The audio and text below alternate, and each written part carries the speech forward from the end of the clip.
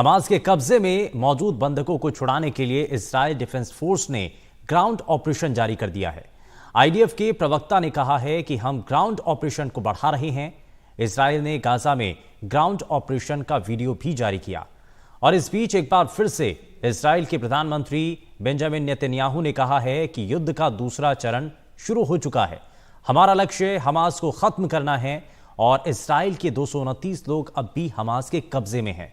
इस बीच हमास के एक बड़े नेता ने कह दिया है कि हम इजरायल के साथ समझौते को तैयार हैं कि इजरायल उनके कैदियों को रिहा कर दे और हम बंधकों को छोड़ देंगे। और हमारे वरिष्ठ सहयोगी उमाशंकर सिंह हमारे साथ जुड़ चुके हैं। आप उमा, सबसे पहले क्योंकि जिस तरीके की स्थितियां इस वक्त बनी हुई हैं और कुछ बंधकों को छोड़े जाने को लेकर के भी चर्चाएं हैं, क्या अभी मौजूदा स्थिति है?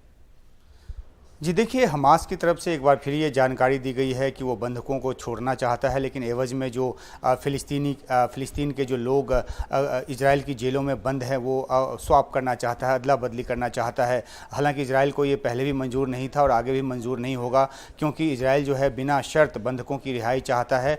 और एक शर्त जब हमास की तरफ से ये भी रखी गई थी कि फ्यूल के बदले वो बंधकों को छोड़ेगा, तो भी इजराइल की तरफ से कहा गया था कि बेशक वो बंधकों को छोड़ दें लेकिन फ्यूल नहीं मिलेगा। तो किसी भी तरह की शर्त मानने को इजराइल तैयार नहीं है। और इस बीच इजराइल की जो सेना है वो गाजा के अंदर है और ये कह दिया गया है कि बंधकों को छुड़ाना भी उनका एक जो प्राथमिक लक्ष्य है वो है। और जिस तरीके से कल प्रधानमंत्री बेंजामिन नेतन्याहू ने देश को संबोधित किया और उन्होंने तमाम बातें कही, उन्होंने साफ तौर पर ये कहा कि ये इजराइल की आज़ादी की दूसरी लड़ाई है और डू और डाई की स्थिति है, करो या मरो की स्थिति है और वो पीछे नहीं हटेंगे। ग्राउंड ऑपरेशन के जरिए हमास को ख़त्म करेंगे। जो ऑपरेशन है गाजा में वो जारी है, एयर बॉम्बार्डमेंट भी जारी है। उसके अलावा ग्राउंड पे तो सेना उतर ही चुकी है। हमने देखा किस तरह से दर्जनों टैंक जो है वो और बख्तरबंद गाड़ियां जो हैं वो गाजा के भीतर हैं और वहां पर ऑपरेशन अंजाम देना उन्होंने शुरू कर दिया है। हमने ये भी देखा कि किस तरह से एक एनिमेटेड वीडियो के ज़रिए इजराइल ने ये दिखाने की कोशिश की है कि जो गाजा का सबसे बड़ा अस्पताल है, सिपा अस्पताल, उसके नीचे एक मुख्यालय चलता है हमास का और वहाँ जो जिस तरीके से वहाँ की गतिविधियाँ चलती है वो भी इजराइल के एक निशाने पर है। ख़ासतौर पे जो 7 अक्टूबर के हमले के बाद जिन लोगों को पकड़ा गया था, जिन आतंकवादियों को पकड़ा गया था, उनके कन्फेशनल स्टेटमेंट भी इजराइल की तरफ से जारी किया जा रहा है, ये दिखाने के लिए कि सिपा अस्पताल के भीतर जो है उसके तल के नीचे से जो है वो मुख्यालय चला रहा है हमास। तो ये इसलिए कर रहा है इजराइल क्योंकि वो हर एक जो आतंकी ठिकाना है उसको नष्ट करने की कोशिश में है। कल भी 150 से ज़्यादा जो अंडरग्राउंड ठिकाने है उसको नष्ट किया था। तो ऊपर की लीडरशिप को ख़त्म करने की कोशिश में इजराइल जो है लगातार लगा हुआ है। जो एयर विंग का जो चीफ था उसको परसों मारा था, जो नौसेना विंग का जो चीफ है उसको जो कल रात को मारा गया है वो। तो हमास को ख़त्म करने की कोशिश जो है वो इजराइल की तरफ से जारी है। लेकिन एक अहम बात ये भी है कि जिस तरीके से कल टर्की में एक बहुत बड़ी रैली हुई और जो अर्दवान हैं उन्होंने जिस तरह के बयान दिए, उसके बाद वहाँ से राजनयिकों को वापस बुलाने का फैसला किया इजराइल ने, क्योंकि वो रिव्यू कर सके उनके साथ संबंधों को। तो एक तरफ इजराइल की तैयारी है तो दूसरी तरफ जो अरब देश हैं जो कि फिलिस्तीन कॉज के साथ जुटे हुए हैं, सवाल ये भी उठ रहा है कि एक तरफ जहां गजा के अंदर जो अस्पताल है वहां पर हमला किया जाता है इजरायली सेना का, दूसरी तरफ अगर शुरुआत में अगर देखा जाए जो गजा का हमला था इजराइल के ऊपर, उसको लेकर के बार बार सवाल उठ रहे हैं।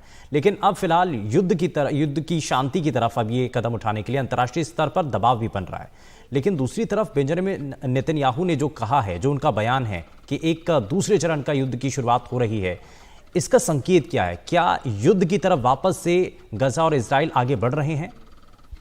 जी देखिए, तमाम दुनिया के जो देश हैं वो ये चाहते थे कि गाज़ा में जो है कि युद्ध विराम की स्थिति बने और इस वजह से यूएनजीए में एक जो विशेष जो अधिवेशन है वो भी किया गया और वहाँ पे प्रस्ताव भी पास हुआ कि वहाँ पे ह्यूमैनिटेरियन पॉज जो है वो एक हो। लेकिन इसके बावजूद जो है इजराइल अपनी गति से आगे बढ़ रहा है और जो जैसा कि प्रधानमंत्री बेंजामिन नेतन्याहू ने कहा है कि ये युद्ध का दूसरा चरण है। तो पहले चरण में एरियल बॉम्बार्डमेंट के जरिए उन्होंने अलग अलग ठिकानों को ख़त्म किया ताकि जब ग्राउंड ऑपरेशन शुरू हो तो ज़्यादा क्षति जो है इजराइल की सेना को ना उठाना पड़े। तो इस सैन्य रणनीति के तहत इजराइल आगे बढ़ रहा है और दुनिया के देशों की तरफ से इस अनुरोध के बावजूद वो ग्राउंड ऑफेंसिव करने को बिल्कुल तैयार है, बल्कि उसने शुरू भी कर दिया है। अभी तक औपचारिक तौर पे बस इस बात का ऐलान नहीं किया है कि ग्राउंड ऑफेंसिव जो है वो शुरू कर रहा है, लेकिन गाज़ा में घुसकर जो ऑपरेशन का जो ऐलान है वो तो कर ही दिया गया है इजराइल की तरफ से। अब देखना है कि इस कदम के बाद जो पहले से ही अरब देश, कई सारे अरब देश, चाहे वो ईरान हो, चाहे वो जॉर्डन हो, चाहे वो बाकी दूसरे देश हों, उनकी तरफ से एक जो स्ट्रॉन्ग जो रिएक्शन जो आता रहा है पहले, अब इस डेवलपमेंट के बाद वो किस तरीके से आगे बढ़ते हैं। और जहाँ तक बात है युद्ध की, तो एक खतरा तो ये बना हुआ है कि इस पूरे इलाके में युद्ध भड़क सकता है।